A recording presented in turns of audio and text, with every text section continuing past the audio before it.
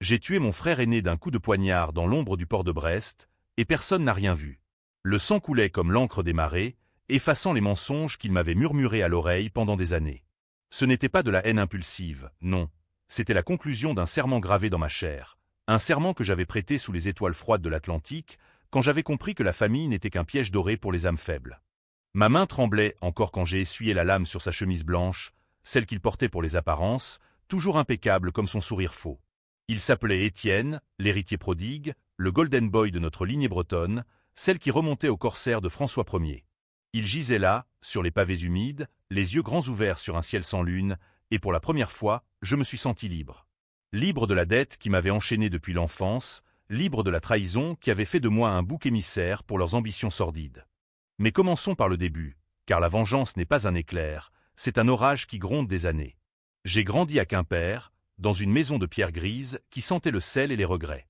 Mon père, un armateur raté, avait dilapidé la fortune familiale dans des spéculations hasardeuses sur les routes de la soie maritime. Ma mère, une beauté fanée de reine, vivait dans l'ombre de ses frustrations, brodant des illusions sur des nappes en lin. Et Étienne, mon aîné de 5 ans, était le soleil autour duquel nous orbitâmes tous. Intelligent, charismatique, il collectionnait les victoires comme des médailles. Premier de promo à l'école polytechnique, puis une ascension fulgurante dans les cercles parisiens, où il négociait des contrats pour des chantiers navals avec l'aisance d'un escrimeur. Moi, j'étais le cadet invisible, Pierre, celui qu'on envoyait jouer dehors quand les adultes tramaient leur complot. J'aimais la mer, ses mystères impitoyables, et c'est elle qui m'a sauvé. À 16 ans, j'ai fugué pour rejoindre la Marine nationale, mentant sur mon âge pour embarquer sur un destroyer en Méditerranée. Les vagues m'ont forgé, les ordres m'ont endurci. J'ai gravi les échelons en silence. Lieutenant sur le Charles de Gaulle, puis capitaine sur des missions en eau trouble au large de la Libye. Personne dans ma famille ne le savait vraiment. Ils préféraient imaginer que je végétais dans un bureau poussiéreux à Toulon, un loser en uniforme. La trahison a commencé par un secret, comme toujours dans les familles françaises. Ces nids de vipères où l'honneur est un mot vide. C'était en 2008, lors d'une affaire de corruption qui a secoué les arsenaux de Brest. Étienne, alors consultant pour un sous-traitant naval, avait détourné des fonds européens destinés à la modernisation des sous-marins. Des millions d'euros, siphonnés pour financer son train de vie. Une maîtresse à Neuilly, un appartement haussmannien, des dettes de jeu au cercle de Deauville. Père et mère étaient complices, bien sûr. Ils avaient falsifié des documents pour couvrir ces traces, utilisant mon nom comme bouclier. J'étais en mer, à des milliers de kilomètres, mais ils ont fait en sorte que les enquêteurs tombent sur mon dossier. Un faux rapport de mission où mon nom apparaissait comme signataire d'un contrat fictif. Quand les gendarmes sont venus me chercher à mon retour, j'avais 28 ans et un avenir prometteur. Accusé de détournement, menotté devant mes camarades d'officiers, j'ai vu mon monde s'effondrer. Le procès à Rennes a été un cirque. Les médias parlaient du « fils prodigue de la marine » qui avait trahi la République. Étienne, avec son sourire de renard, a témoigné contre moi, jurant que j'étais jaloux de son succès et que j'avais agi par vengeance personnelle. Père a hoché la tête en silence, mère a pleuré des larmes de crocodile. J'ai écopé de 5 ans, dont 3 effectifs, dans une prison militaire à Rosny-sous-Bois. Là, entre les murs de béton, j'ai appris la patience des damnés. Libéré conditionnel en 2012, j'ai repris du service, mais marqué à jamais. La marine, miséricordieuse dans sa rigidité, m'a réhabilité après une enquête interne qui a effleuré la vérité sans la toucher. J'ai gravi les rangs par pur mérite. Mission secrète en Syrie, commandement d'escadre en Atlantique Nord. À 40 ans, j'étais contre-amiral, commandant la flotte de l'Ouest, basée à Brest. Mais je n'ai rien dit à ma famille. J'ai coupé les ponts, les laissant mariner dans leur culpabilité feinte. Jusqu'à ce mariage. Elle s'appelait Claire, lieutenant de vaisseau, une bretonne aux yeux verts comme les algues de la rade. Nous nous étions rencontrés lors d'une manœuvre en Manche. Elle pilotait un hélicoptère Lynx avec une précision qui m'avait ébloui. Notre amour était simple, forgé dans le sel et le vent. Pas de chichi parisien, juste un serment sur le pont d'un frégate. Nous avons décidé de nous marier civilement à la mairie de Brest, une cérémonie modeste, suivie d'un pot au casino maritime. J'avais invité ma famille par pure provocation, ou peut-être par un reste d'illusion. Viens voir ce qu'est devenu ton fils le raté. Leur ai-je écrit dans une lettre anonyme, signée d'un nom d'emprunt. Ils sont venus, bien sûr. Père, voûté par les ans et l'alcool, mère avec son collier de perles ternies, Étienne, rayonnant dans son costume sur mesure, accompagné de sa femme trophée et de leurs 2 enfants parfaits. La salle d'honneur du casino était bondée d'officiers en grand uniforme, de marins tatoués et de quelques civils curieux. Claire, radieuse en robe blanche simple, serrait ma main moite. J'étais en tenue de sortie, médaille de la Légion d'honneur discrètement épinglée. Quand le commandant de la base, un vieux loup de mer nommé Duval, est entré pour le toast, l'air s'est chargé d'électricité. Ma famille, assise au fond, ricanait déjà. J'avais entendu leur murmure. Regardez-le, ce clown en bleu marine. Mariage militaire, vraiment? Il n'a même pas pu se payer une vraie noce. Étienne avait lancé une blague à voix haute. Pierre, mon frère, tu as enfin trouvé une femme qui supporte les rations de bord. Rires étouffés, regards en coin. Mère a pincé les lèvres, feignant l'embarras. Duval a monté sur l'estrade, micro en main. Mesdames, messieurs, officiers et marins. Aujourd'hui, nous célébrons l'union de deux héros de la République. Claire, votre dévouement aux cieux de la marine est légendaire. Et Pierre. Il a marqué une pause, balayant la salle du regard. Les rires de ma famille se sont tus comme une lame qui s'enfonce. Pierre, contre-amiral de la flotte, commandeur de l'Ordre national du mérite, héros discret de nos opérations en Méditerranée. Amiral. Le mot a claqué comme un coup de canon. Ma famille a figé, père laissant tomber son verre de muscadet qui s'est brisé en éclats sur le parquet. Étienne, blême, a ouvert la bouche sans qu'un son en sorte. Mère s'est affaissée sur sa chaise, les perles roulant sur sa poitrine comme des larmes de verre. La salle a explosé en applaudissements, mais pour moi, le monde s'est rétréci à leurs visages pétrifiés, ces masques de trahison que j'avais attendu si longtemps à démasquer. Ce n'était que le début. La vengeance, voyez-vous, n'est pas un cri. C'est un murmure qui s'infiltre, goutte à goutte, jusqu'à noyer l'âme. Après le toast, j'ai serré la main de Duval, sentant le poids de mes décorations comme un bouclier. Claire, intuitive comme toujours, m'a glissé « Il ne savait pas, n'est-ce pas ?» J'ai souri, mais mes yeux étaient froids. Maintenant, ils savent. Et bientôt, ils paieront.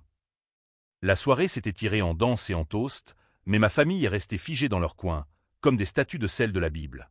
Étienne a tenté une approche maladroite, son sourire forcé. « Pierre, félicitations, vieux. Amiral. Qui l'eût cru ?» J'ai incliné la tête, ma voix basse. « La mer révèle bien des secrets, Étienne. Comme ceux que tu enterres. » Il a pâli davantage, se rappelant peut-être le dossier que j'avais exhumé en prison, ces nuits à décortiquer les preuves qu'il pensait effacer. Père, éméché, a marmonné quelque chose sur le pardon familial, mais mère l'a fait taire d'un regard. Elle, la plus rusée, a attendu la fin de la soirée pour m'aborder seule, près des vitraux du casino qui filtraient la lumière de la rade comme du sang dilué. Mon fils, nous sommes si fiers. Oublie le passé, veux-tu? Ses yeux imploraient, mais j'ai vu le calcul derrière. Peur que je rouvre l'affaire de 2008, que je balance leur nom au juge de la Cour de justice de la République. J'ai ri doucement. Le passé? Mère, il est comme la marée, il revient toujours. Elle a frissonné, et je me suis éloigné, laissant Claire me rejoindre pour la valse d'ouverture. Dans ses bras, je dansais, mais mon esprit cartographiait déjà le champ de bataille. Brest, cette forteresse océanique, serait le théâtre de ma revanche. Les falaises de la pointe Saint-Mathieu, les arsenaux sombres, les sous-marins qui glissaient comme des ombres, tout cela serait mon allié. Les jours suivants, les lettres sont arrivées. Étienne, d'abord, avec son ton conciliant, invitation à dîner à Paris, promesse d'affaires lucratives dans les chantiers navals. Père, larmoyant, sur le thème de la rédemption familiale. Mère, subtile, évoquant des souvenirs d'enfance pour attendrir mon cœur. J'ai tout brûlé dans le poêle de ma cabine, les cendres portées par le vent salin. Claire, inquiète, m'a demandé « Est-ce que ça vaut la peine, Pierre ?» La haine te ronge. J'ai caressé sa joue. Non, ma chérie. C'est la justice qui me libère. Mais la justice, en France, est un labyrinthe de lois et de silence. J'avais les preuves. Un disque dur exhumé d'un coffre oublié à Quimper, des enregistrements de conversations où Étienne avouait tout à une maîtresse imprudente. J'aurais pu les envoyer aux autorités, voir ma famille s'effondrer en headline du Figaro. Mais non, la loi est pour les faibles. Ma vengeance serait personnelle, intime, un duel à la française, épée contre épée, mensonge contre vérité. Le premier coup est venu sous forme de rumeur. J'ai fait fuiter, via un contact discret à la DGSI, un lien entre Étienne et un cartel libyen impliqué dans le trafic d'armes navales. Rien de massif, juste assez pour que les enquêteurs de Bercy frapperaient à sa porte. Il m'a appelé en panique. « Pierre, c'est toi? Dis-moi que ce n'est pas toi. » J'ai répondu calmement. « La mer a des courants traîtres, frère. Prie pour que le tien ne t'engloutisse pas. » Il a riposté, bien sûr. Mieux que je ne l'imaginais. Une semaine plus tard, Un article anonyme dans le Télégramme accusait l'amiral Pierre de népotisme, favoritisme envers sa nouvelle épouse, Claire, pour une promotion indue. La machine s'est emballée, inspections internes, murmures dans les couloirs de l'Élysée. J'ai dû me battre, produire des rapports impeccables, mais la fatigue m'a rongé. Claire, solide, a tenu ma main lors des auditions. Ils veulent te briser parce que tu es plus fort. Et c'est là que j'ai compris, Étienne n'était pas un amateur. Il avait ses propres ombres, des alliés dans les hautes sphères, un député UMP qui devait des faveurs, une journaliste de France Inter prête à creuser. La guerre s'intensifiait, et Brest devenait un champ clos. Les falaises hurlantes, les phares qui balayaient la nuit comme des lames, tout conspirait à notre affrontement final. Un soir de tempête, alors que les vagues martelaient les quais, Étienne est apparu à ma porte. Pas en suppliant, non, en conquérant. Pierre, parlons comme des hommes.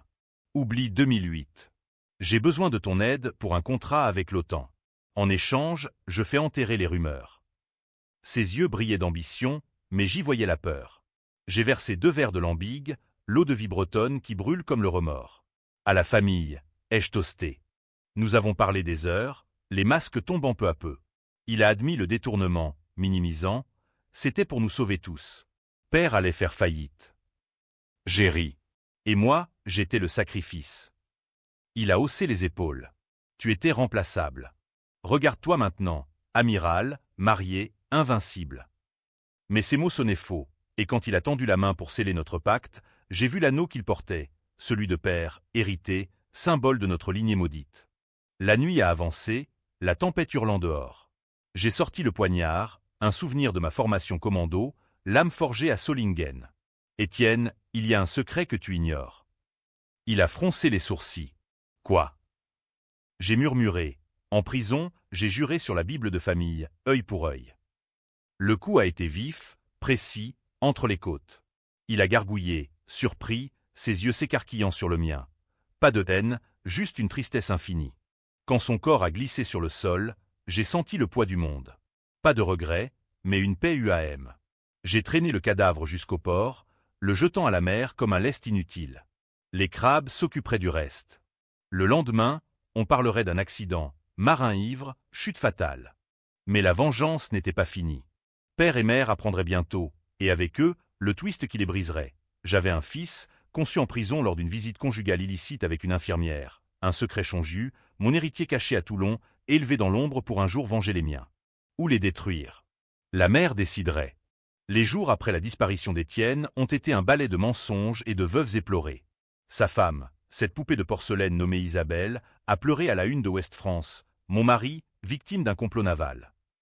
Les autorités, pressées par les apparences républicaines, ont ouvert une enquête de routine. Disparition en mer, ça arrive, surtout à Brest où l'océan avale les secrets comme un amant vorace.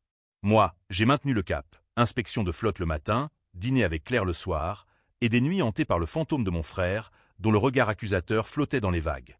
Père m'a appelé le 3e jour, sa voix chevrotante traversant les lignes sécurisées de mon bureau à l'Arsenal. « Pierre, c'est toi? Dis-moi que ce n'est pas toi qui as. » J'ai interrompu, calme comme un périscope en plongée. Père, Étienne était un marin d'eau douce. La mer l'a réclamé, c'est tout. Silence, puis un sanglot étouffé. Viens à Quimper. Ta mère. Elle ne va pas bien. J'ai raccroché, sachant que c'était un piège ou une capitulation. Claire, sentant la tempête en moi, a tenté de me raisonner lors d'un dîner au petit navire, ce bistrot niché dans les ruelles de recouvrance. Les moules frites fumaient, le cidre pétillait, mais mes yeux fixaient l'horizon par la fenêtre, là où les sous-marins dormaient. Pierre, la vengeance te consume. Pense à nous, à notre vie. Ces mots étaient doux, imprégnés de cet accent breton qui me rappelait les légendes de la mer, sirène et tempête. J'ai pris sa main. C'est pour nous que je fais ça, Claire. Pour que notre fils grandisse sans l'ombre de ses traîtres. Ah, le fils. Mon secret le plus lourd, enfoui comme un torpille inexplosé. Il s'appelait Lucas, 8 ans, élevé par une tante fidèle à Toulon sous le nom de Dupont, un orphelin de la marine. Conçu lors d'une permission volée en 2010, quand j'étais encore en sursis, avec Marie, l'infirmière aux mains douces qui avait pensé plus que mes plaies physiques. Elle était morte en couche, emportant son secret dans la tombe, mais Lucas vivait, un mini-moi avec des yeux qui voyaient trop loin. Je lui envoyais de l'argent anonyme, des lettres codées sur des cartes postales de la rade. Il serait mon twist final, l'héritier qui hériterait non de la fortune, mais de la vérité, et peut-être de la lame. Le voyage à Quimper a été un pèlerinage amer. La RN 165 serpentait sous une pluie fine, typique de cette Bretagne qui pleure ses morts sans fin. La maison familiale, cette bâtisse du XVIIe avec ses lucarnes en ardoise, se dressait comme un mausolée. Mère m'a accueilli sur le seuil, pâle comme un linceul, ses cheveux blancs noués en chignon sévère. « Pierre, mon garçon. » Pas d'étreinte. En France, l'affection est un luxe pour les étrangers. À l'intérieur, l'air stagnait, imprégné d'odeurs de cire et de vieux livres. La bibliothèque où Étienne avait forgé ses mensonges. Père était assis près de la cheminée, un verre de chouchan à la main, les yeux rougis. « Assieds-toi, fils. On doit parler d'Étienne. » J'ai obtempéré, sentant le poignard dissimulé sous ma veste, un poids réconfortant. « Parlez, alors. Mais sachez que les mots ne rachètent pas les années perdues. » C'est Père qui a craqué en premier, sa voix brisée comme une coque en tempête.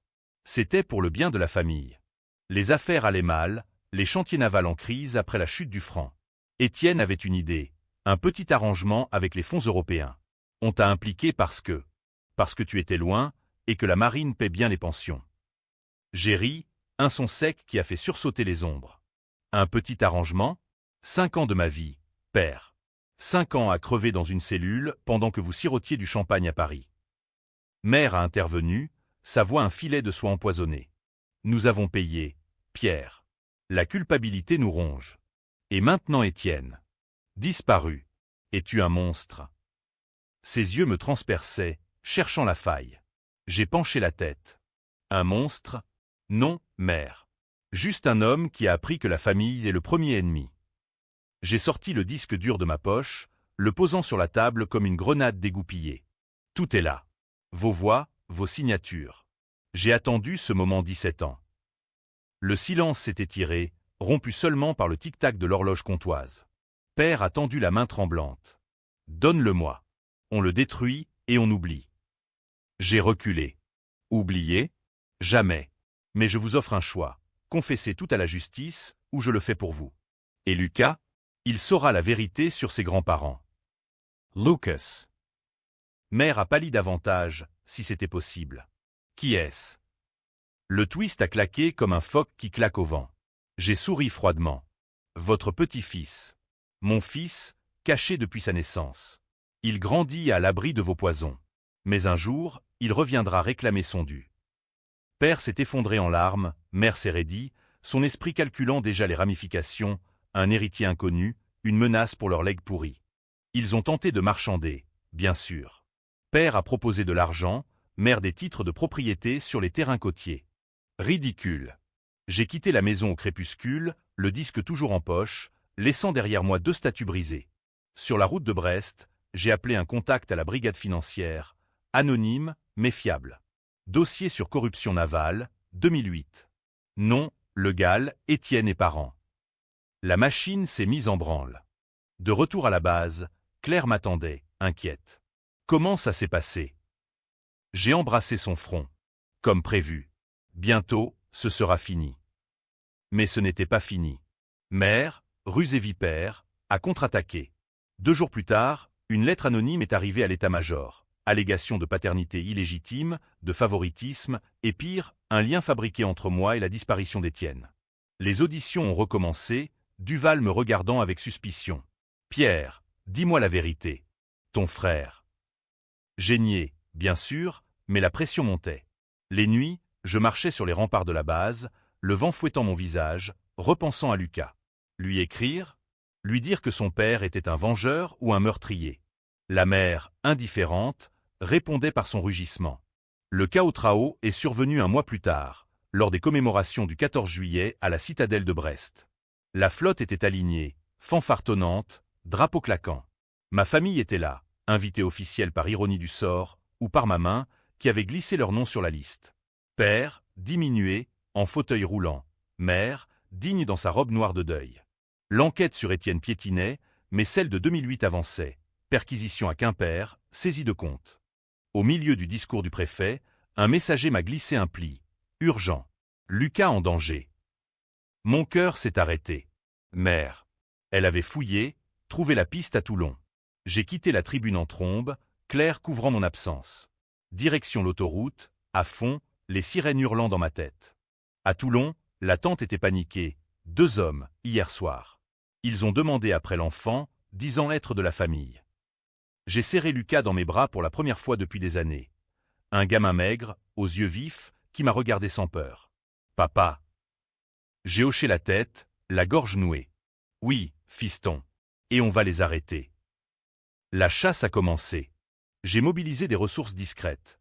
Un hélico de la marine pour escorter Lucas en sécurité à Brest, des traces numériques menant à un privé engagé par mère. Elle voulait l'enfant comme levier, pour forcer ma main, effacer le dossier.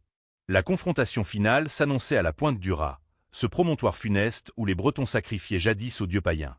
Nous y sommes allés à 3, moi, Claire et Lucas, cachés dans une Peugeot banalisée. Mère et père attendaient près du phare, le vent hurlant comme un cœur de damné. « Pierre !» a crié mère en me voyant. « Rends-nous l'enfant. C'est le nôtre aussi. » J'ai sorti le pistolet de service, non chargé, symbole plus que menace. Il est à moi. Comme la justice l'est maintenant. Père a supplié. Arrête ça. On avoue tout. Mais mère, Omer, a sorti sa carte. Un enregistrement falsifié où je confessais le meurtre d'Étienne. Où je l'envoie à la police. Twist dans le twist. Elle bluffait, mais j'ai vu la folie dans ses yeux. La mère mugissait en bas, prête à avaler. Le vent sur la pointe du Raz était un démon déchaîné, fouettant nos vêtements comme des lames invisibles, portant l'odeur iodée de la mort imminente. En contrebas, l'océan se fracassait contre les rochers noirs, un chaos primordial qui semblait rire de nos querelles humaines. Lucas se blottissait contre Claire, ses petits poings serrés sur ma jambe, ignorant tout de la tragédie qui se nouait. Moi, j'avançais vers mes parents, le cœur battant non de peur, mais d'une résolution froide, forgée dans les abysses de la trahison. Mère se tenait droite, défiant les bourrasques, son manteau noir claquant comme une voile déchirée. Père, dans son fauteuil, paraissait minuscule, un roi déchu sur son trône rouillé. « Donne-moi l'enfant, Pierre !» a répété mère, sa voix coupant le vent comme un couteau. « Il est du sang le gale. » Elle a brandi son téléphone, l'écran luisant faiblement. L'enregistrement, cette arme pathétique. « Écoute ça, et dis-moi qui vole qui. » J'ai approché, feignant l'intérêt, mais mon esprit calculait. Distance au bord, force du vent, vulnérabilité de père. Claire, derrière moi, murmurait à Lucas des histoires de marins invincibles pour le calmer. « Joue l'enregistrement, » ai-je dit. Sa voix a jailli, synthétique, fabriquée par un logiciel bon marché. « Oui, j'ai tué Étienne. » La mère l'a emporté, comme il le méritait. Amateur. J'ai secoué la tête. Pathétique, mère. Une IA de supermarché? Les experts de la DGSI rigoleraient. Son visage s'est décomposé, le bluff est vanté. Père a gémi. Arrêtez, tous les deux. On signe les aveux demain. Laisse-nous partir. Mais mère, acculée, a tenté le tout pour le tout. Elle s'est ruée vers Lucas, griffe sortie comme une harpie des légendes celtiques. Claire l'a interceptée d'un croc-en-jambe précis, pilote d'hélico, elle avait l'instinct de la chute. Mère a trébuché, glissant vers le bord glissant. J'ai bondi, la rattrapant par le bras au dernier moment. Nos regards se sont croisés, le sien, un mélange de haine et de désespoir. Le mien, un puissant fond. Pourquoi, Pierre? Nous t'avons donné la vie. J'ai serré plus fort, sentant les os fragiles sous ma poigne. Et vous m'avez pris la mienne. Gâchez-vous seul dans votre enfer. Je l'ai lâchée, non violemment, juste assez pour qu'elle recule, haletante. Père pleurait ouvertement maintenant, un spectacle pitoyable. Prends la maison, l'argent, tout. Mais épargne-nous. J'ai sorti le disque dur, le tenant au-dessus du vide. C'est déjà fait. Les copies sont parties ce matin. Demain, vous serez arrêtés pour corruption, faux et usage de faux. Étienne. Un accident. Mais vous, les complices, pourrir en tôle. Le twist est venu de l'horizon. Sirène hurlante, gyrophare bleu perçant la nuit. Pas les miens, les leurs. Mère avait un bouton d'alarme, un appel silencieux à la gendarmerie locale, prétextant un kidnapping familial. Des voitures ont déboulé sur le parking désert, phares aveuglants. Police. Lâchez tout le monde. J'ai reculé, protégeant Lucas, Claire sortant son arme de service, autorisée, pour une fois. La confrontation a été surréaliste. Gendarmes en ciré jaune, fusils pointés, le vent portant leurs cris. Amiral Le Gall. Reculez. Madame, l'enfant est en sécurité. Mère, théâtrale, s'est jetée dans leurs bras. Il est fou. Il a tué Étienne. Les flics, briefés par elle, m'ont menotté sans un mot, Lucas arraché à Claire dans un hurlement déchirant. La cellule à Quimper était froide, imprégnée d'humidité comme un cachot médiéval. J'ai passé la nuit à fixer le plafond, repensant aux erreurs. Sous-estimer Mère, cette sorcière bretonne qui tissait ses toiles depuis des décennies. Au matin, Duval est venu, visage de pierre. Pierre, qu'est-ce que c'est que ce cirque? Ton frère disparu, tes parents accusés, et maintenant ça. J'ai tout avoué. Pas le meurtre, mais la vengeance. Général, c'est une affaire de famille. Laissez-moi régler. Il a secoué la tête. La marine ne couvre pas les vendettas. Mais, j'ai vu les dossiers. Tes parents sont cuits. Pour Étienne, on enterre, marée haute, pas de corps. Gratitude infinie. Libéré sous caution, j'ai retrouvé Claire et Lucas dans un hôtel discret de Douarnenez. Mon fils m'a serré fort. Papa, tu es un héros. J'ai menti, oui, fiston. Comme dans les histoires. Mais la guerre n'était pas finie. Mère et père, en garde à vue, ont contre-attaqué depuis leur cellule. Plainte pour harcèlement, chantage, et pire, une révélation sur Lucas. L'enfant est illégitime, fruit d'une liaison en prison. Pas un le gale pur. Les tabloïds se sont déchaînés, l'amiral et son bâtard vengeur. Ma carrière vacillait, inspection de l'IGPN en vue. J'ai riposté avec élégance française. Une conférence de presse à la base, entourée de Duval et de loyalistes. Ma famille a trahi la République en 2008. J'ai payé le prix. Aujourd'hui, la justice parle. Preuves projetées, enregistrements, documents. L'opinion publique, ce jury fickle, a basculé. Justice pour amiral trending sur Twitter, pétition pour ma promotion. Pourtant, le doute rongeait. Était-ce vengeance ou folie? Claire, un soir, m'a confronté. Pierre, et si tu étais comme eux? Menteur, manipulateur. Ces mots m'ont transpercé. J'ai regardé Lucas dormir, innocent, et vu l'avenir, un cycle de haine ou une rupture. Le vrai chaos trao est survenu lors du procès à Rennes, 6 mois plus tard. La cour d'assises, solennelle avec ses boiseries sombres, bruissait de murmures. Mère et père, accusés de corruption aggravée, assis au banc, dignes dans leur défaite. Moi, témoin clé, sous serment. Ils m'ont sacrifié, ai-je déclaré, voix ferme. La salle a frissonné. Puis, le twist final, Étienne n'était pas mort. Un pêcheur l'avait repêché, amnésique, soigné en secret à Lorient. Il est apparu en chaise roulante, visage marqué, yeux hantés. Pierre. Frère. Je me souviens. Pas de rage, juste regret. J'ai tout manigancé. Pour l'argent, pour le pouvoir. Pardonne-moi. La salle a explosé, gazouillis, cris, juge appelant l'ordre. Mère s'est évanouie, père a hurlé un nom guttural. Moi, j'ai figé, le monde basculant. Était-ce un autre piège? Étienne, matois, a murmuré à l'avocat. Il m'a poussé. Vengeance pour 2008. Le contre-accusateur. Le jury a délibéré des jours, la France entière divisée, Team Amiral vs Innocence familiale. J'ai attendu dans l'incertitude, Lucas à mes côtés, Claire priant en silence. Verdict, parent coupable, 10 ans ferme. Étienne, acquitté pour folie, accident réel, mémoire fabriquée par le choc. Mais le mien, accusé de tentative de meurtre sur Étienne, j'ai été condamné à 2 ans avec sursis. La presse a titré « L'amiral vengeur, héros ou monstre ». La sortie de la cour d'assises de Rennes a été un cirque médiatique, flash crépitant comme des tirs de mitraillettes sous un ciel de novembre grisâtre. Les manifestants scandaient des slogans contradictoires, justice pour Pierre. D'un côté, famille unie, haine divisée. De l'autre, transformant la place du Parlement en arène romaine. J'ai marché la tête haute, menottes sautées, mes âmes enchaînées, Claire à mon bras gauche, Lucas agrippé à ma main droite. Étienne, en chaise roulante, était évacué par une porte dérobée, son regard croisant le mien une fraction de seconde. Triomphe voilé ou remords sincère. La mère seule le savait. Les semaines suivantes ont été un purgatoire administratif.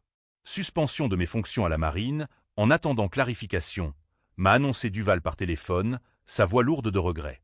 Pierre, tu es un officier exemplaire, mais cette affaire, elle pue le scandale politique. J'ai acquiescé, sachant que les huiles de l'Élysée, pressées par les lobbies navals, cherchaient un bouc émissaire. Ma famille, ou ce qu'il en restait, avait encore des tentacules. Cousins avocats, oncles dans la préfecture, tous prêts à tirer sur la corde pour me noyer. Nous nous sommes réfugiés à Belle-Île-en-Mer, cette perle bretonne où les falaises rosissent au couchant et où les âmes perdues peuvent respirer. Une maison louée, anonyme, face à l'océan, vague pour berceuse, goéland pour sentinelle. Claire s'occupait de Lucas, lui apprenant à nouer des nœuds marins, tandis que je marchais des heures, le sable collant à mes bottes, ressassant le verdict. Sursis, oui, mais marqué. Plus de commandements, peut-être une retraite anticipée à 45 ans. L'amiral déchu, risait des messes. Pourtant, la vengeance n'était pas assouvie. Étienne vivait, ce serpent, protégé par une clinique psy à Vannes, sous surveillance médicale. Ses souvenirs, fabriqués, ou pas, avaient suffi à semer le doute. Était-ce vraiment un accident, ou mon coup de poignard fatal raté par miracle? Les experts psychiatriques avaient penché pour un trauma dissociatif, mais je connaissais mon frère, acteur né, capable de feindre la folie pour un Oscar familial. Un soir, alors que la marée montait, un drone a survolé la plage. Message attaché, atterrissant près de mes pas, rencontrons-nous. Clair de lune, cric des poulains. Étienne. Piège évident, mais irrésistible. J'ai dit à Claire, reste avec Lucas. C'est entre lui et moi. Elle a protesté, yeux flamboyants. Pas sans moi. On affronte ensemble. J'ai cédé. L'amour, cette faiblesse française. La crique des poulains, sous la lune laiteuse, était un écrin d'argent et d'ombre, rocher sculpté par les flots, sable pâle comme un suaire.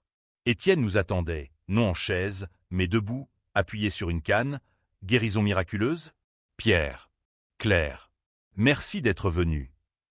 Sa voix était douce, presque contrite, mais ses yeux brillaient d'un éclat carnassier. Pas de piège. Juste la vérité. Nous nous sommes assis sur des galets froids, le ressac comme fond sonore à notre drame. Je ne suis pas amnésique, a-t-il avoué d'emblée. La mer m'a sonné, oui, mais j'ai nagé jusqu'au pêcheur. J'ai tout entendu, en clinique, le procès, tes aveux partiels. Claire a tressailli. Moi, je suis resté de marbre. Pourquoi me dire ça? Pour me narguer. Il a ri, un son creux. Non, frère. Pour te proposer un pacte. Mère et père pourris sans tôle, bonne vengeance. Mais Lucas, il est à moi aussi. Du sang le gale. Laisse-moi le voir, le former. Ensemble, on reconstruit l'empire, chantier, politique, marine. Ambition pure, empoisonnée. Claire a bondi. Jamais. Vous avez brisé Pierre, vous ne toucherez pas l'enfant. Étienne a ignoré, fixant la mer, ou alors, je révèle tout, ton coup de poignard, les preuves que j'ai gardées. Une clé USB, cachée. Tu finis en centrale, et Lucas orphelin. Le chantage, arme des lâches. J'ai sorti mon couteau, pas le même, un nouveau, aiguisé sur les meules de l'Orient. Montre-le, ce pacte. Ou finissons-en ici. La lune a pâli quand il a sorti la clé, la jetant à mes pieds. Prends-la. Mais souviens-toi, la famille est un cercle. Tu me tues, et le cycle continue avec Lucas. Claire a ramassé l'objet, le brisant sous son talon. Assez de secrets. Étienne a blêmi, mais avant qu'il ne réagisse, un bruit, pas sur les galets. Gendarme? Non, mère, échappé sous caution conditionnelle, flanqué d'un avocat louche. Pierre. Arrête cette folie. Sa voix perçait la nuit. Libérée pour raison médicale, elle avait tracé notre trace via un mouchard dans le drone. Le quatuor infernal, frère, mère, moi, et Claire comme bouclier. Donne-nous Lucas, a exigé mère. Il mérite mieux qu'un père meurtrier. J'ai avancé, l'âme nue. Il mérite la paix que vous lui avez volée. La bagarre a éclaté chaotique, Étienne chargeant avec sa canne, mère griffant comme une furie, Claire protégeant nos arrières. Un coup de couteau a fendu l'air, entaillant l'épaule d'Étienne, sang sur sable, hurlement dans le vent. Mère s'est jetée sur moi, ongles enfoncés. Monstre! Pour un fils bâtard. Claire l'a plaqué au sol, menottes improvisées avec une corde de marin. Les sirènes ont ululé pour de vrai cette fois. Appel anonyme, peut-être le pêcheur fidèle. Gendarme débarquant, arme levée. Étienne, saignant, a pointé du doigt, il m'a attaqué. Mère, échevelée, vengeance familiale. Mais Claire, calme, a sorti son badge, lieutenant Claire Moreau, marine. Ceci est une affaire classée. Appelée l'amiral Duval. Le vent est tombé avec l'aube, emportant les cris. Étienne et mère, arrêtés pour violation de sursis et agression. Père, informé en cellule, brisé pour de bon. Moi, interrogé mais relâché. Preuve de légitime défense, clé USB brisée comme alibi. La presse a titré « Climax breton, l'amiral triomphe dans le sang et le sel. Pourtant, la victoire était amère. Lucas, réveillé par le tumulte, m'a demandé « Papa, pourquoi ils te haïssent ?» J'ai serré son petit corps. Parce que l'amour, fiston, est le plus grand mensonge. Claire, blessée à l'âme plus qu'au corps, a murmuré « Ou le plus grand remède ?» De retour à Belle-Île, j'ai démissionné de la marine, volontairement, pour protéger ce qui restait. Un poste de consultant à DCNS, discret, suffisant pour vivre. Mais les nuits, les cauchemars venaient, Étienne suppliant, mère maudissant, la mère riant. Était-ce justice, ou juste une boucle serrée plus fort? Le débat public a fait rage. Forum sur le Monde, débat sur France Inter, l'amiral Le Gall, justicier ou tyran. Certains me voyaient comme un Zola moderne, vengeant l'honneur trahi. D'autres, un Macbeth breton, noyé dans l'ambition fratricide. Les féministes critiquaient ma machisme vengeur, les conservateurs pleuraient la famille saccagée. Twist final, Étienne, en tôle, a écrit un livre, Mon frère l'assassin, best-seller sulfureux, me dépeignant en monstre. J'ai répondu par le silence, élevant Lucas dans l'ombre des dunes. Claire et moi, unis dans la cicatrice. Les années ont passé comme des marées, effaçant les contours des drames mais laissant des écueils saillants sous la surface. Belle-Île est devenue notre sanctuaire, cette île forteresse où les vents chassent les fantômes et où Lucas a grandi, sauvage et curieux, courant sur les plages de la côte sauvage comme un jeune corsaire. À 12 ans, il pilotait déjà un dériveur avec l'aisance d'un loup de mer, ses yeux, mes yeux, scrutant l'horizon pour des secrets enfouis. Claire, promu capitaine, rentrait les week-ends de ses missions en Atlantique, apportant des histoires de tempête et de solidarité navale qui contrebalançaient mes silences. La famille, un écho distant. Père est mort en 2029, d'une crise cardiaque en cellule, libération conditionnelle trop tardive, corps usé par le remords et le vin. Mère, libérée en 2030 pour bonne conduite, s'est retirée à Quimper, une recluse brodant des mouchoirs tachés de larmes. Elle m'écrivait parfois, lettres tremblantes, implorant un pardon que je n'accordais pas, mais que Lucas, cœur d'enfant, offrait naïvement. Grand-mère veut te voir, papa. Je hochais la tête, mais les visites restaient lettres mortes. Étienne, le plus résili des vipères, a purgé sa peine en 2032, sortant avec son livre comme bouclier, best-seller recyclé en série Netflix, Frères d'ombre, où il était le héros tragique et moi le vilain shakespearien. Il a tenté un comeback, conférence sur la résilience familiale, un podcast sur la rédemption. Une fois, il a atterri à Belle-Île sans prévenir, yacht rutilant amarré au port de Sauzon. Pierre, parlons affaires. Lucas a du potentiel, Polytechnique, puis la marine. Avec mon réseau. Je l'ai accueilli sur la terrasse, face à la mer, un pastis dilué en main. Claire surveillait de loin, main sur son Glock discret. Frère, les affaires sont mortes avec 2008. Il a souri, cicatrice à l'épaule luisant sous le soleil. Et le pardon? Pour Lucas. Mon fils, adolescent maintenant, l'observait depuis la dune, curieux mais méfiant. Il choisira lui-même. Pas de chaîne Le Gall. La conversation a dérapé quand il a sorti une photo. Lucas, bébé, avec Marie l'infirmière. Je l'ai su en premier, tu sais. En 2010, j'ai payé pour l'enquête. J'aurais pu le prendre, le faire mien. Rage sourde. Pourquoi ne l'as-tu pas? Il a haussé les épaules. Trop compliqué. Mais maintenant, imagine, un Le Gall pur à la tête de la flotte. J'ai renversé mon verre, le pastis se mêlant au sable. Sors d'ici, Étienne. Ou la mer t'avale pour de bon. Il est parti, mais le poison était semé. Lucas, entendant les bribes, m'a confronté ce soir-là, autour d'un feu de camp. Papa, t'as tué oncle Étienne? Comme dans le livre. Vérité ou mensonge? J'ai choisi la demi-vérité. J'ai voulu le punir pour ses fautes. Comme il t'aurait puni un jour. Il a fixé les flammes. Et si j'étais comme lui? Twist ultime, le doute en germe, le cycle qui menace de renaître. Claire et moi avons décidé, éducation loin des ombres. Lucas à l'école navale de l'Anvéoc, mais avec des garde-fous, mes anciens mentors pour veiller. Ma propre vie, consultant freelance, expert en sécurité maritime, voyageant de Dunkerque à Marseille, témoignant dans des affaires de corruption. La France, cette république fracturée, avait besoin de tels gardiens. Le dénouement est venu en 2035, lors d'une réception à l'Élysée pour les 200 ans de la marine. Moi, invité d'honneur comme symbole de résilience, décoré in extremis de la Grand-Croix. La salle des fêtes scintillait, lustre de cristal, uniforme chamarré, politicien en smoking. Et là, au milieu, Ma famille recomposée, mère, fragile sur un fauteuil, Étienne, en civil impeccable, Lucas, cadet en uniforme, fier à mes côtés. Le président a toasté, à l'amiral Le Gall, qui a su transformer la trahison en triomphe. Applaudissements. Mais sous la surface, tension. Mère glissant à Lucas un collier de perles, murmure d'histoires alternatives. Étienne me serrant la main trop fort, chuchotant « On recommence à zéro ». J'ai souri, vide. Zéro, oui, mais sans dette.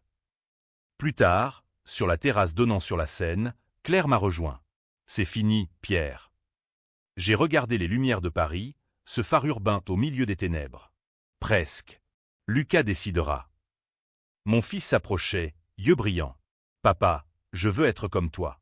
Pas comme eux. Étreinte. Pour la première fois, paix réelle. Car en rentrant, une lettre de mère, confession finale, avouant avoir saboté ma prime jeunesse, faux témoignage à l'école, pour favoriser Étienne. Pardonne, ou est éternellement. Je l'ai brûlé, cendre au vent. La vengeance, voyez-vous, n'a pas de fin heureuse. Elle laisse des cicatrices qui deviennent légendes. Aujourd'hui, à Brest, je marche sur les quais, amiral honoraire, mari, père. La mer murmure, tu as gagné.